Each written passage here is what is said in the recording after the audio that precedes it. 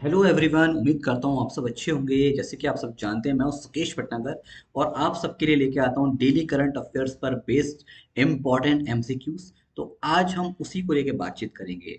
Actually दोस्तों, वैसे तो ये क्लास होती है रेगुलर बेसिस पे सुबह 9 बजे, बट आज थोड़ा सा वाईफाई इशू के कारण ये क्लास नहीं हो पाया था, जिसके कारण मैं आपको ये वीडियो आपको एज ए रिकॉर्डेड के फॉर्म में प्रोवाइड कर रहा हूँ। लेकिन ध्यान दीजिएगा, कल को फिर से होगी ऑन टाइम आपके 9 बजे होगी, ठीक है। तो जो स्टूडेंट नहीं आ रहे हैं, रेगुलर आना स्टार्ट कर दीजिए, है ना। और इस वीडियो को भी ध्यान से देखिएगा। जो भी बच्चे बैंक प्रिपरेशन कर रहे हैं, एसएससी की प्रिपरेशन कर रहे हैं, रेलवे की प्रिपरेशन कर रहे हैं, डजेंट मैटर। आजकल भाई करंट अफेयर्स हर एक एग्जामिनेशन में आता है दोस्तों, तो सभी के लिए बहुत ज्यादा इंपॉर्टेंट होने जा रही है।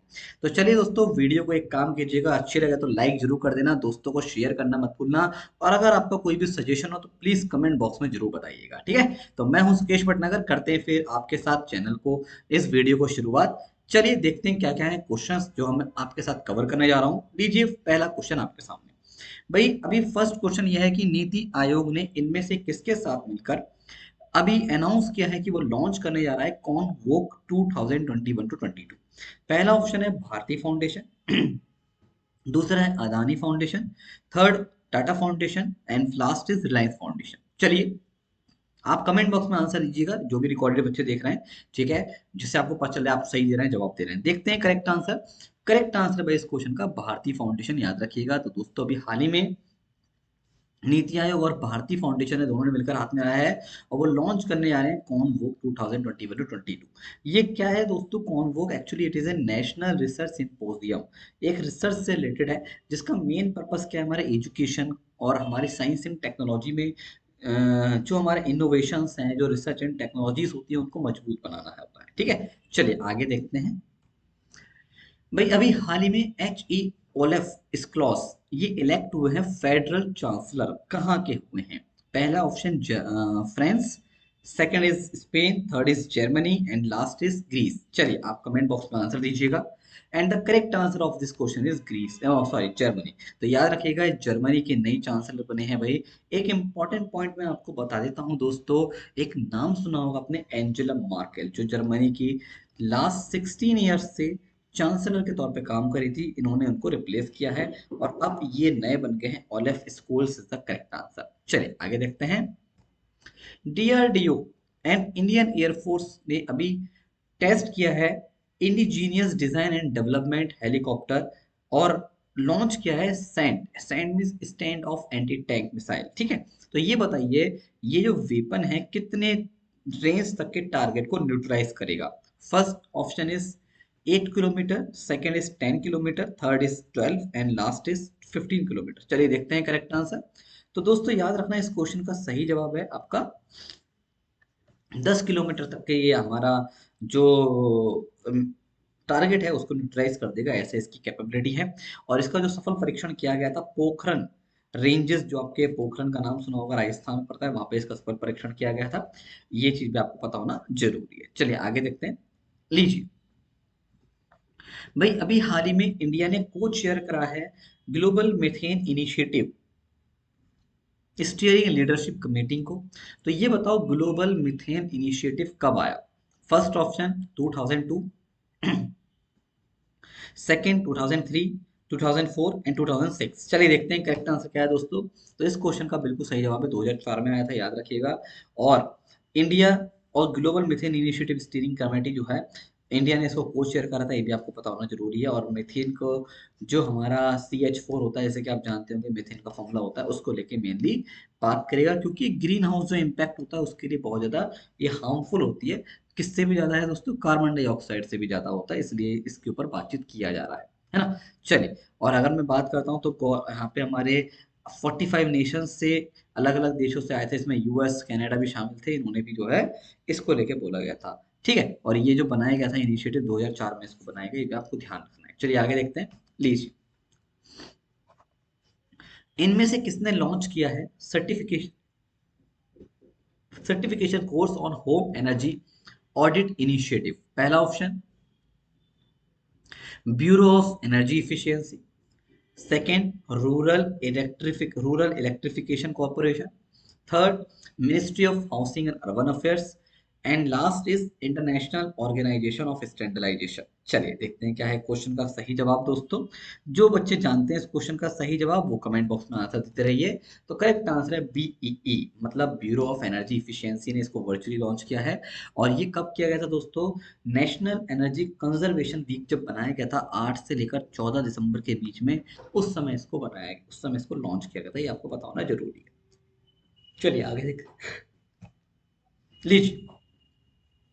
इनमें से दोस्तों किसको दिया गया है यूके का टॉप डिजाइन ऑनर, जिसका नाम है the Royal Institute of British Architects Royal Gold Medal for 2022। First option is Achyut Kanvinde, second is Brinda, third is B V Doshi and last is Charles Correa. चलिए देखते हैं करेक्ट आंसर क्या है। बिल्कुल सही जवाब, बालकृष्ण दोषी जी को इस अवार्ड से नवाजा गया है दोस्तों। ठीक है, और ये अवार्ड दोस्तों आर्किटेक्ट की फील्ड में दिया जाता है ना। ये भी आपको पता है। इनके अलावा इनको प्रिट्जकर आर्किटेक्चर अवार्ड से भी नवाजा जा चुका है 2018 में, है ना। और ये पहले इंडिया ने जिनको ये अवार्ड दिया गया था, ये भी आपको ध्यान रखना। ठीक है, पद्म भूषण भी मिल चुका है इनको, पद्म श्री भी मिल चुका है। ये काफी अचीवमेंट्स रह चुके हैं, है ना। और इन्होंने जो है, जो सबसे बड़ा मेमोरेबल डिजाइन है वो है आईआईएम कैंपस। जो बेंगलुरु का आईआईएम कैंपस है वो इन्हीं के द्वारा आर्किटेक्ट किया गया है, इन्होंने डिजाइन किया है। चलिए आगे देखते हैं। लीजिए कर, मोदी जी ने इनॉग्रेट किया है 9,800 करोड़ का सरयू नहर नेशनल प्रोजेक्ट। बताओ ये कहाँ पे है? पहला ऑप्शन बिहार, दूसरा UP, Uttar Pradesh, third Haryana and D is Gujarat. चलो दोस्तों बताओ, बहुत आसान क्वेश्चन है। अरे इससे इजी क्वेश्चन है। उत्तर प्रदेश में है, बलरामपुर डिस्ट्रिक्ट का नाम सुना होगा दोस्तों आपने। वहीं पर इसको आपका उद्घाटन करा है। और याद रखिएगा दोस्तों, ये 40 साल पुराना प्रोजेक्ट है। ये 1978 में दोस्तों स्टार्ट हुआ था।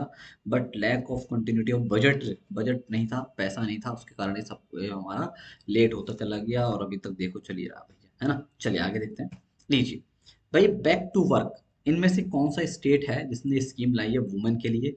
ठीक है, चलिए, जिन्होंने जो है अपनी फैमिली का सर्कमस्टेंसेस को ध्यान में रखते हुए भाई अपनी जॉब को छोड़ दिया था, उनको अभी बैक टू वर्क के लिए स्कीम लॉन्च कराई राज्य ने। पहला ऑप्शन केरल, दूसरा Rajasthan, third option Bihar, last option Uttar Pradesh. चलिए देखते हैं करेक्ट आंसर क्या है। लीजिए दोस्तों, याद रखना राजस्थान सरकार के द्वारा एक इनिशिएटिव लाया गया है, बैक टू वर्क स्कीम, जिसमें जो वुमेन्स फैमिली की परिस्थितियों के कारण अपनी नौकरी छोड़ चुकी थी उनके लिए स्कीम लाई गई है। इसमें स्कीम क्या है? टारगेट देना है 15,000 वुमेन्स को ऐसे with the help of private sector. ठीक है, आने वाले 3 सालों में, मतलब 15,000 वुमेन को नौकरी देने का यहाँ पे एक तरीके से टारगेट रखा गया है 3 सालों में। और यहाँ पे विडोज वुमेन्स जो है उनको ऑब्वियस है प्रायोरिटी वगैरह दिया जाएगा। समझ रहे हो मैडम? जो हमारे अकेली रह गई हैं महिलाएं हैं ना, उस तरीके उनको सहारा देने के लिए। चलिए आगे देखते हैं। लीजिए भाई, आईपीपीबी और एनपीसीआई भारत बिल पे ने अनाउंस किया है कि वो door step cash based artist assistance bill payment provide करेगा। ये बताओ IPPB India post payment bank का हेडक्वार्टर कहाँ है? पहला ऑप्शन दिल्ली, दूसरा मुंबई, चेन्नई, जयपुर। बताओ दोस्तों, बहुत ही आसान क्वेश्चन है, ये सिंपल सा क्वेश्चन है। न्यू दिल्ली में हेडक्वार्टर है दोस्तों, याद रखिए, खत्म कहानी है ना। हाँ जी, आगे देखते हैं। लीजिए, इनमें से किस बैंक को भाई अभी दो डिजी दो डिजी धन अवार्ड मिले हैं, जो कि मैटी यानी कि union ministry of electronics and information technology के द्वारा दिए गए हैं? पहला ऑप्शन है यूनियन बैंक ऑफ इंडिया, दूसरा ऑप्शन है दोस्तों Canara bank, third option is Karnataka bank and fourth option is UCO bank. चलिए देखते हैं क्या है क्वेश्चन का सही जवाब। लीजिए, तो करेक्ट आंसर है भाई इस क्वेश्चन का कर्नाटक बैंक। याद रखना दोस्तों, अभी हाल ही में कर्नाटक बैंक को 2 डिजिधन अवार्ड मिले हैं, जिसको मैटी के द्वारा दिया गया है, ministry of electronics and information technology. ठीक है, और ये जो अवार्ड दिए हैं क्यों मिला है इसको? क्योंकि इसने भाई हाईएस्ट परसेंटेज जो भीम यूपीआई है transaction as a private sector category में इसने अडॉप्ट किया लास्ट ईयर 19 से 20 में भी और 20 से 21 में भी। मतलब एक तरह के 2 कंसेक्यूटिव ईयर लगातार इसने दोनों के अवार्ड जीत लिए हैं। इसने कर्नाटक बैंक ने बाजी मार दी, याद रखिए। आगे देखते हैं भाई, अभी हाल ही में फिफ्थ इंडियन ओशियन कॉन्फ्रेंस हुई थी, वो कहाँ हुई थी? पहला option Abu Dhabi, B is Colombo, third is Tehran and D is Lahore. बताओ दोस्तों कहाँ हुआ था ये? तो बिल्कुल आसान क्वेश्चन है, करेक्ट आंसर इसका अबू धाबी में हुआ था, ये आपको पता होना जरूरी है। फिफ्थ इंडियन कॉन्फ्रेंस दोस्तों अबू धाबी में हुई थी, और एस जयशंकर जो हमारे मिनिस्टर साहब हैं उनके द्वारा इसमें एक तरीके से क्या रहा है, इसको पार्टिसिपेशन रहा है, ये आपको ध्यान रखिएगा। ठीक है, चलिए आगे देखते हैं। लीजिए भाई इनमें से वो कौन से इंडियन है जिन्होंने अभी हाल ही में board of advisers for International Institute for Democracy and Electoral Assistance को ज्वाइन कर लिया है? पहला option T Swaminathan ji, second option R K Trivedi साहब, सी ऑप्शन अरोड़ा जी, सुनील जी, और last option is RVS Peri Shastri साहब। चलिए देखते हैं करेक्ट आंसर। लीजिए दोस्तों, बहुत प्यारा प्रश्न आपके सामने, और correct answer mister Sunil Arora, जो हमारे फॉर्मर चीफ इलेक्शन कमिश्नर के तौर पे काम कर चुके हैं। उन्होंने ही दोस्तों आइडिया जो है, यानी कि board of adviser International Institute Democracy and Electoral Assistance को ज्वाइन कर लिया है। और याद रखना, इस इंस्टीट्यूट को जो असिस्ट किया जाएगा 15 मेंबर बोर्ड के द्वारा दिया जाएगा, जिसमें हमारे ये भी शामिल है। और याद रखिएगा, ये 23rd नंबर के चीफ इलेक्शन कमिश्नर के तौर पर काम कर चुके हैं।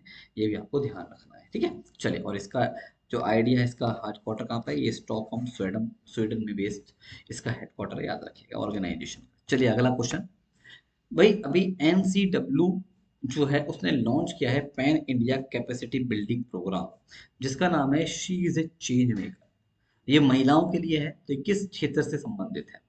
पहला मीडिया, दूसरा sports, third option is civil services, last option is politics. चलिए देखते हैं क्या है सही जवाब इस क्वेश्चन का दोस्तों। लीजिए, तो करेक्ट आंसर है दोस्तों, ये पॉलिटिक्स से संबंधित है, जिससे कि लीडरशिप स्किल्स को वुमेन्स की इंप्रूव किया जा सके। तो नेशनल कमीशन फॉर वुमेन ने लॉन्च किया है एक programme, she is change maker, है ना। चलिए, तो ये याद रखना है, पॉलिटिक्स वगैरह से संबंधित प्रोग्राम है, ये भी पता होना जरूरी है। चलिए अगला क्वेश्चन देखते हैं दोस्तों। भाई किस कंपनी ने अभी एमओयू साइन किया है इसरो के साथ, और ये मजबूत बनाएगा नाविक मैसेजिंग नेट सर्विसेज, जो उसका रिसर्च एंड डेवलपमेंट सिस्टम है उसको मजबूत बनाएगा? पहला ऑप्शन बीएसएनएल, दूसरा ओप्पो, थर्ड ऑप्शन है Nokia, and last option is Samsung. चलिए देखते हैं क्या है करेक्ट आंसर। लीजिए दोस्तों, तो करेक्ट आंसर है इसका ओप्पो इंडिया। तो याद रखना, इसरो का बारे में आप जानते ही हो दोस्तों, इंडियन स्पेस रिसर्च ऑर्गेनाइजेशन। और जो चाइना मेकिंग हमारी कंपनी है, that's called is Oppo India, इसने अभी आर एन डी के साथ साइन किया है, किसके साथ? नाविक मैसेजिंग सिस्टम को मजबूत बनाने के लिए। नाविक का मतलब होता है नेविगेशन विद इंडियन कंसल्टेशन, ठीक है। और ये हमारा एक यूजर फ्रेंडली प्लेटफॉर्म प्रोवाइड करता है, ध्यान रखिएगा, ठीक है। चलिए आगे देखते हैं। भाई अभी हाल ही में मिनिस्ट्री ऑफ डिफेंस ने एमओयू साइन किया है Indian institute of teacher education के साथ। ये कहाँ की है ये बताना है। जो कि हमारे ट्रेनिंग प्रोवाइड करेगा 800 टीचर्स को सैनिक स्कूल्स के कितने सालों के लिए? चलिए देखते हैं करेक्ट आंसर। पहला ऑप्शन इसका Gandhinagar 3 years, B option Dehradun 4 years, फिर है गांधीनगर 5 इयर्स, भोपाल 4 इयर्स। चलिए आप भी बताइए कमेंट बॉक्स में, मैं भी देखता हूँ क्या है करेक्ट आंसर। लीजिए भाई, करेक्ट आंसर आपके सामने आ चुका है दोस्तों, गांधीनगर 5 इयर्स। तो याद रखिएगा, गांधीनगर इंडियन इंस्टीट्यूट ऑफ जो टीचर एजुकेशन है गांधीनगर में है, उसके साथ हाथ मिलाया है। ये आपके 5 सालों के लिए एग्रीमेंट साइन किया गया है, और ये जनवरी 2022 से इम्प्लीमेंट हो जाएगा, ठीक है। चलिए आगे देखते हैं। और यहाँ पे जो है कोर्सेज हैं, जैसे गुरु दीक्षा कोर्सेज दिया जाएगा, और हमारे प्रति प्रतिबद्धता कोर्सेज के थ्रू इनको ट्रेन किया जाएगा, याद रखें टीचर्स को। अगला क्वेश्चन, भाई कौन सा स्टेट यूटी है जो अभी highest number of registered electric vehicles वहां पे देखा गया है, मैटिक Ministry of Road Transport and Highway के अनुसार? दिल्ली, महाराष्ट्र, बिहार एंड उत्तर प्रदेश। चलिए देखते हैं करेक्ट आंसर। अरे वाह, लीजिए दोस्तों, भाई अभी हाल ही में उत्तर प्रदेश में सबसे ज्यादा हमारा डेटा आया है इलेक्ट्रिक व्हीकल्स के ऊपर। तो उत्तर प्रदेश ने बाजी मार दिया है। तो इंडिया में सबसे ज्यादा जो इलेक्ट्रिक व्हीकल्स का रजिस्ट्रेशन हुआ है वो यूपी में हुआ है, और सेकंड नंबर पे दिल्ली रहा है, फिर कर्नाटका रहा है, फिर बिहार, और फिर महाराष्ट्र रहा है। ये आप ध्यान रखिए, तो यूपी ने यहाँ पे बाजी मारी है, याद रखिएगा। चलिए आगे देखते हैं। भाई अभी हाल ही में इंडिया को री इलेक्ट करा गया है इंटरनेशनल मैरीटाइम ऑर्गेनाइजेशन काउंसिल के लिए। तो ये बताओ कब से कब तक और किस कैटेगरी में? मतलब पहला ऑप्शन 2023 से 24 बी कैटेगरी, 22 से 23 ए कैटेगरी, 23 से 24 सी कैटेगरी, 22 से 23 बी कैटेगरी। चलिए देखते हैं आप क्या देंगे जवाब, देखेंगे। और मेरा करेक्ट आंसर है 22 से 23 बी कैटेगरी में दोस्तों। इसको अभी जो है बी कैटेगरी के तहत इंडिया को चुना गया है 2022 से 23 के लिए। एक्चुअली दोस्तों, बी कैटेगरी में अगर देखा जाए तो हमारे वो स्टेट्स आते हैं, वो कंट्रीज आते हैं जो इंटरनेशनल जो सी बॉन्ड ट्रेड है उसमें हिस्सा लेते हैं, है ना। ऐसी दोस्तों एक कैटेगरी और होती है, ए कैटेगरी भी होती है, ठीक है, वो अलग चीज होती है। तो याद रखिएगा, यहाँ पे 10 देश हैं, जो India, Argentina, Australia, Brazil, Canada, France, Germany, Netherland, Spain, Sweden, UAE, ये 10 10 कंट्रीज आते हैं किसके अंतर्गत, बी कैटेगरी में, ये आप ध्यान रखिएगा। चलिए आगे देखते हैं। लीजिए, अभी हाल ही में इनमें से किस संस्था ने एक रिपोर्ट निकाला है जिसका नाम है preventing a lost decade, urgent action to reverse the devastating impact of कोविड-19 on children and young people. First option is European Union, second option is World Bank, third option is UNDP and last option is दोस्तों UNICEF. चलिए देखते हैं क्या है correct answer. लीजिए, तो दोस्तों याद रखना करेक्ट आंसर है UNICEF, United Nations Children's Fund इसका फुल फॉर्म है। वैसे तो दोस्तों एक्चुअली होता क्या था, पहले इसका पूरा नाम था United nation international children emergency fund, but कुछ समय पहले इसको चेंज करके अब यूनाइटेड नेशन चिल्ड्रन इमरजेंसी हटा दिया है, इंटरनेशनल हटा दिया है, चिल्ड्रंस फंड कर दिया है। बट अभी भी इसका जो एक्रोनिम यूज होता है यूनिसेफ के तौर पर यूज होता है, इनकी शॉर्टकट यूनिसेफ यूज होता है, याद रखिएगा। इसी के द्वारा ये रिपोर्ट निकाला गया था, और कब, जब इसने अपना 75th नंबर का एनिवर्सरी सेलिब्रेट किया है, उसी समय इसने रिलीज किया है रिपोर्ट, याद रखना। और इस रिपोर्ट में बोला गया है कि मोर देन 60 मिलियन पीपल ऐसे हैं जो गरीब हैं बेचारे, और मोर देन 23 मिलियन हमारे बच्चे खो चुके हैं, यानी कि मिस्ड आउट हैं, जिनको वैक्सीन वगैरह नहीं लग पाया है ना। मतलब एक तरीके से देखा जाए जो इतने बेचारे गरीब हैं कि वो वैक्सीन वगैरह नहीं ले पाए, या फिर ऐसे कह दो उनको वैक्सीनेशन ही नहीं हो पाया, कि 23 मिलियंस, है ना। आगे देखते हैं भाई, इनमें से कौन रिप्रेजेंट करेगा इंडिया को, या किसने किया है फर्स्ट समिट फॉर डेमोक्रेसी में, जिसको जोए बाइडेन के द्वारा भी कन्वे किया गया था। फर्स्ट ऑप्शन वेंकैया नायडू साहब, बी ऑप्शन मोदी साहब, सी ऑप्शन जो जयशंकर साहब, और डी ऑप्शन राजनाथ साहब। बताओ दोस्तों क्या है करेक्ट आंसर। एक ही करेक्ट आंसर है, हर हर मोदी भाई। आपको पता होगा माननीय नरेंद्र मोदी जी के द्वारा भी फर्स्ट समिट हुआ था इसका, जिसको जोए बाइडेन ने अभी कॉन्वे किया, उसमें हमारे मोदी जी ने हिस्सा लिया है, आपको पता होना जरूरी है। अब यहाँ पे जो फोकस है मेनली वो चैलेंजेस अपॉर्चुनिटीज हैं जो कि हमारे डेमोक्रेसीज जो फेस करती हैं उनको लेकर यहाँ पे बातचीत की जाती है। ठीक है, चलिए आगे देखते हैं।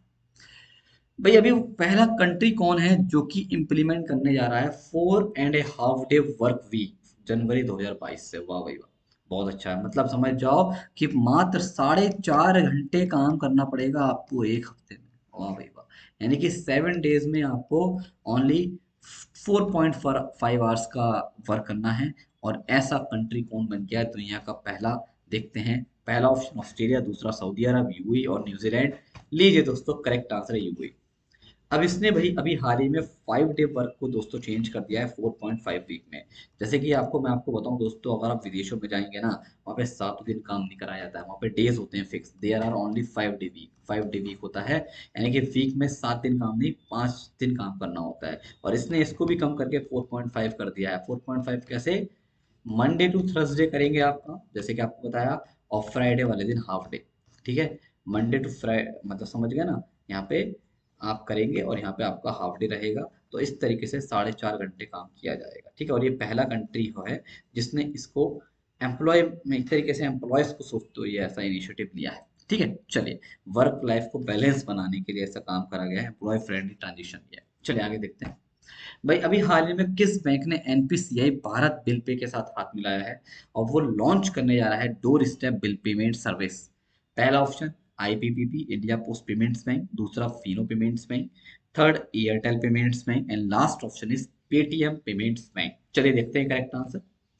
लीजिए, तो करेक्ट आंसर है इस क्वेश्चन का IPPB India Post Payments bank. याद रखना हेडक्वार्टर न्यू दिल्ली है इसका। और इसने अभी एनबीबीएल एनबीबीएल बोले तो NPCI Bharat bill pay limited का हाथ मिलाया है दोस्तों, और लॉन्च किया है अभी आपका बिल पेमेंट सर्विस। ठीक है, और ये दोस्तों याद रखना एक सब्सिडरी है किसकी, एनपीसीआई की। इसमें सारा पैसा एनपीसीआई का लगा हुआ है। आगे देखते हैं।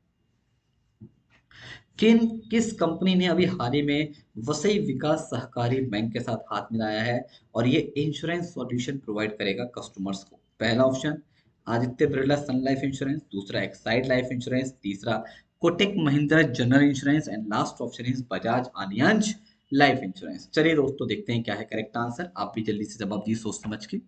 लीजिए, तो करेक्ट आंसर है बेटा इसका कोटक महिंद्रा जनरल इंश्योरेंस। तो अभी हाल ही में, जिसको कोटक जनरल इंश्योरेंस के नाम से भी जानते हैं, कोटक महिंद्रा बैंक का इसमें पैसा लगा, वो वसई सहकारी बैंक लिमिटेड जो है उसके साथ हाथ मिलाया है, और ये आपको as an insurance service provide करेगा, यानी कि इसके प्रोडक्ट को सोल्ड आउट करेगा। चलिए अगला क्वेश्चन देखते हैं दोस्तों। भाई अभी हाल ही में किस बैंक ने रिलीज किया है second edition BRICS economic bulletin 2021 का, जो कि ब्रिक्स सीआरए रिसर्च ग्रुप ने बनाया है। पहला सेंट्रल बैंक ऑफ ब्राजील, दूसरा रिजर्व बैंक ऑफ इंडिया, तीसरा China Development Bank and fourth option है Central Bank of the Russian Federation. चलिए देखते हैं करेक्ट आंसर। अरे भाई अपना इंडिया जिंदाबाद। तो करेक्ट आंसर है RBI is the correct answer. तो याद रखना, इसने सेकंड एडिशन अभी निकाला है ब्रिक्स इकोनॉमिक बुलेटिन 2021, जिसको प्रिपेयर करा गया ब्रिक्स कॉन्टिनेंट रिजर्व अरेंजमेंट यानी कि सीआरए रिसर्च ग्रुप में। ठीक है, और इसमें जो है ब्रिक्स सेंट्रल बैंक्स के सारे मिनिस्टर्स के मेंबर्स होते हैं, यानी कि हमारे आरबीआई गवर्नर साहब होंगे इसमें, याद रखिएगा। और इसका जो थीम रहा है दोस्तों वो है navigating the ongoing pandemic the BRICS experience of resilience and recovery. इस थीम के अंतर्गत इसको बनाया गया है। चलिए अगला क्वेश्चन देखते हैं। भाई अभी हाल ही में 2021 का DST ICTP IMU Ramanujan prize for young mathematician किसको दिया गया? पहला ऑप्शन रीता ब्रता मुंशी को, दूसरा option Neena Gupta, third option है अमलेंदु कृष्णा, और लास्ट ऑप्शन है कैरोलिना अरेजू को मिला है। बताइए कौन सा है सही जवाब? अरे वाह! ये हैं वे नीना गुप्ता जी, और ये कोलकाता की प्रोफेसर हैं दोस्तों, याद रखिएगा। एट प्रेजेंट ये इंडियन स्टैटिस्टिकल इंस्टीट्यूट जो है कोलकाता में, वहाँ पे एज ए प्रोफेसर के तौर पर काम कर रही हैं। मैथमेटिशियन है वेस्ट बंगाल में, और इन्हीं को मिला है रामानुजम प्राइज, याद रखिएगा। ठीक है, और रामानुजम जी का तो नाम जानते ही हैं दोस्तों, हाँ कितने फेमस पर्सनैलिटी थे। और ये थर्ड वुमेन है दोस्तों जिनको ये अवार्ड मिला है। किसके बाद? सुजाता जी के बाद। 2006 में सुजाता को मिला था, और 2020 में मिला था कैरोलिना को मिला था। ठीक है, तो ये आप ध्यान रखिएगा, ब्राजील की थी। तो ये भी आपको पता होना जरूरी है। चलिए अगला क्वेश्चन देखते हैं। लीजिए भाई, अभी हाल ही में एनईसेफ के एग्जीक्यूटिव डायरेक्टर बने हैं एंटोनियो गुटेरेस ने अपॉइंट करा है, इनका नाम बताओ। Most important question. First option है एशिम स्टेनर, दूसरा ऑप्शन है हेनरिएटा फोरे, थर्ड ऑप्शन है Inger Andersen, and last option है Catherine Russell. Most important for examination. और याद रखना बहुत ही प्यारा आंसर है, कैथरीन रसल बने हैं दोस्तों अभी हाल ही में। और इन्होंने किसको रिप्लेस कर दिया है दोस्तों? फोरे जी को रिप्लेस करा है। एक्चुअली इन्होंने रिजाइन दे दिया था जुलाई 2021 में, जब से एक सीट वैकेंट थी। एंड फाइनली इन्होंने सीट पे बाजी मार दी कैथरीन रसल। अब याद रखना ये जो है असिस्टेंट्स हैं यूएस प्रेसिडेंट जो है बाइडेन के, और ये जो है देखा जाए तो व्हाइट हाउस जो ऑफिस है ऑफ रिप्रेजेंटेटिव पर्सनल के भी हेड के तौर पर काम करती हैं। हेनरिटी का वो इन्होंने उड़ा दिया, बन गई है कैथरीन जी। चलिए अगला क्वेश्चन देखते हैं। भाई अभी इनमें से किसने एक्सटेंडेड रेंज पिनाका, जिसको पिनाका ईआर बोलते हैं, पोखरन रेंज राजस्थान में परीक्षण किया? इंडियन नेवी, वो इंडियन आर्मी, डीआरडीओ, एयरफोर्स और इसरो। चलिए देखते हैं करेक्ट आंसर। एक ये करता है भाई, DRDO is the correct answer. Defence Research and Development Organisation के द्वारा इसका सफल परीक्षण किया गया है, और न्यू पिनाका रेंज को याद रखना 70 किलोमीटर तक की रेंज है। ठीक है, तो ये भी आपको पता होना ही जरूरी है। ठीक, और ये जो बनाया गया है दोस्तों डीआरडीओ की एक armament armament research and development establishment ARDE lab है, जो कहाँ पे है? पुणे में है, उसके द्वारा बनाया गया है। और एक लैब और है HEMRL, वो भी पुणे की लैब है, उसको द्वारा बनाया गया है। ठीक है, और उसका पोखरण में राजस्थान में सफल परीक्षण इसका किया गया था, याद रखें। आगे देखते हैं अगला क्वेश्चन क्या है। भाई बहुत प्यारा क्वेश्चन। अभी हाल ही में वर्ल्ड चेस चैंपियनशिप 2021 लगातार 5वीं बार किसने जीती? First option Anish Giri, second option आपके जाने माने world wide allrounder Magnus Carlsen, last of three option Wang Hu Hao, and Alexander Grischuk. बताओ कौन है करेक्ट आंसर? बहुत ही खतरनाक है भाई, ये इनसे तो कौन जीत सकता है? माग्नस कार्लसन भाई, देखते हो गए ना, नॉर्वे के हैं, और इन्होंने उड़ा के फेंक दिया है किसको? रशिया के ईयान को लपेट दिया। निपो पुनेची इनका नाम है, और इन्होंने जीत लिया है चैंपियनशिप, और ये कहाँ हुआ था? दुबई में हुआ था, याद रखिएगा। हाँ, इससे पहले इन्होंने 2013, 14, 16, 18 ये सब चैंपियनशिप जीत चुके हैं। और याद रखना ये Magnus Carlsen world number 1 chess player है 2011 से। खतरनाक दिमाग चलता है भाई इस बंदे का। चलिए अगला क्वेश्चन। भाई अभी एक बुक है Watershed how we destroyed India's water and how we can save it, इसे किसने लिखा है? ये आपसे पूछा है दोस्तों। First option Rajneesh ji, this second option Divya Dutta, third option Mridula ji, and last option Indira Nooyi ji के द्वारा लिखा गया है। बताइए क्या है करेक्ट आंसर? देखते हैं दोस्तों, मैं भी देखता हूँ, आप भी बताएं। अरे भाई मृदुला रमेश जी ने लिखा है, याद रखना। सुंदरम क्लाइमेट इंस्टीट्यूट की फाउंडर है मृदुला जी, इन्होंने बुक लिखी है, यानी इसका नाम आपके सामने है। इसके अलावा इन्होंने एक बुक और लिखी है द क्लाइमेट सॉल्यूशन तो ये भी आप ध्यान रखना, और क्लाइमेट इश्यूज पे किताबें लिखती रहती हैं, इनकी आदत है। चलिए अगला क्वेश्चन, इंटरनेशनल माउंटेन डे बताओ कब होता है? पहला ऑप्शन 10th ऑफ दिसंबर, सेकेंड ऑप्शन है आपका 9 दिसंबर, थर्ड ऑप्शन है 11 दिसंबर, and last option is 8th of दिसंबर। बताओ दोस्तों। लीजिए, तो बहुत ही प्यारा क्वेश्चन, 11 दिसंबर को होता है दोस्तों, याद रखिएगा। United Nations international mountain day 11 दिसंबर को बनाया जाता है, और इस बार का जो थीम रहा है माउंटेन डे का वो है सस्टेनेबल माउंटेन टूरिज्म। इसको भी आपको पता होना जरूरी है। पहली बार कब बनाया गया था? 11 दिसंबर 2003 में से पहली बार सेलिब्रेट किया गया था, ये भी आपको पता होना चाहिए। चलिए, चलिए दोस्तों, तो आज के सारे कंप्लीटेड हुआ है क्वेश्चंस, उम्मीद करता हूँ आपको मजा आया होगा। एक इंपॉर्टेंट सूचना याद रखिए, एवरी वेडनेसडे आते हैं नए कोर्सेज। आज 15 दिसंबर, आज भी आए हैं। तो भाई मेरा कोर्स आया है दोस्तों आज शाम को 8:30 बजे, प्लस में बेसिक से, जिसमें हम बैंकिंग टॉपिक को कवर करते हैं, स्टार्ट करने जा रहे हैं। आप सभी दोस्तों के साथ कोर्स में एनरोलमेंट कराओ, दोस्तों को शेयर कर दो। प्रैक्टिस बैच के नाम से इसका नाम है। इसके अलावा इसका नाम रणवीर बैच के नाम से भी अलग अलग बैचेस में ये कोर्स इंक्लूडेड है। तो आप आइए और अपनी पढ़ाई करना शुरू कर दीजिए। इसके अलावा दोस्तों एक इम्पॉर्टेंट पॉइंट, कोई भी स्टूडेंट अगर अनअकैडमी पे सब्सक्रिप्शन लेना चाहता है, या तो उसको एक फैसिलिटी मिलेगी, आस्क के डाउट फीचर का आप बेनिफिट ले सकते हैं। अपने डाउट को इंस्टेंट आप भेजकर तुरंत आप क्लैरिफाई कर सकते हैं। कॉम्बैट में हिस्सा लेते रहिएगा, तो एवरी संडे होता है। आइकॉनिक फीचर्स का यूज करते रहिए। अब आइकॉनिक फीचर जिनके पास होता है दोस्तों, उनको प्रायोरिटी मिलती है रेज योर हैंड फीचर में और डाउट सॉल्विंग में। लाइव क्लासेस में प्रायोरिटी मिलती है। ज्यादा अंतर नहीं है, 100-200 का अंतर होता है फी में। तो आप इतना ना सोचो, आइकॉनिक की तरफ मूव करो। और यहाँ पे भी अगर आप मेरा कोड लगा दोगे ना, गेट लाइव, तुरंत आपको 10% का ऑफ हो जाएगा। टेंशन लेने का नहीं, देने का है ना। प्लस भी दे सकते हो, एज योर विश। इस समय ऑफर भी है। अगर आप बैंक का सब्सक्रिप्शन लेंगे दोस्तों, तो 1 साल पे 4 महीने फ्री, 2 साल पे 8 महीने का फ्री। सीईटी का ऑफर 1 साल पे 6 महीने का फ्री, 2 साल पे 12 महीने का free. Bank plus RBI combo offer ले लो, सबसे बेस्ट है। एक 6 महीने पे 1 महीने का फ्री मिल रहा है, 1 साल पे 3 महीने का, 2 साल पे 6 महीने का फ्री है। और इन पे भी आप मेरा रेफरल कोड है दोस्तों, गेट लाइव लगाओ, और इंस्टेंट आपको डिस्काउंट प्रोवाइड किया जाएगा। ठीक है, चलिए बाय बाय, टेक केयर। उम्मीद है क्लास अच्छी लगी होगी। वीडियो को लाइक, शेयर और चैनल को सब्सक्राइब करना बिल्कुल भी मत भूलना।